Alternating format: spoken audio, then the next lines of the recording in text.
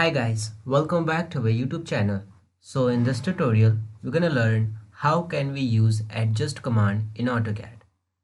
So this is the picture that we have imported in the previous video we learned, and to apply the adjust command, just click on this home button, and here in this insert option, just click over there, and this reference group you have an option that is adjust.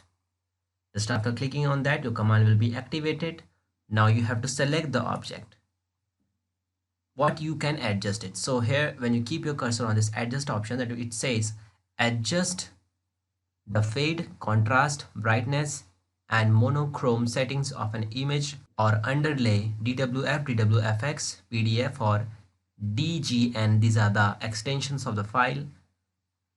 Now just after selecting, just press enter and then select the options that you wanna adjust. Let's suppose I wanna adjust this fade. So click on that and it's currently 50. So I have to choose the fade option between 0 to 100.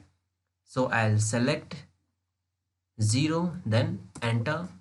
So this is the fade which is 0 now. Again, you can use the shortcut ADJUST or just you can use ADJ. Select the object, press enter. This time I'm going to select this brightness level. Now the brightness level, I think it should be 45, then press enter.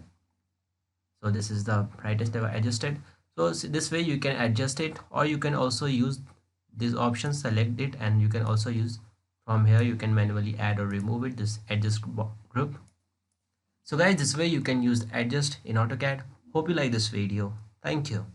If you really like the content, then please like the video and click subscribe to see more videos like this. And don't forget to share this video with others. You can find the link to complete basics to advanced Excel tutorial in the description below, or you can visit mahagurus.com to see lots of other software courses. Thank you.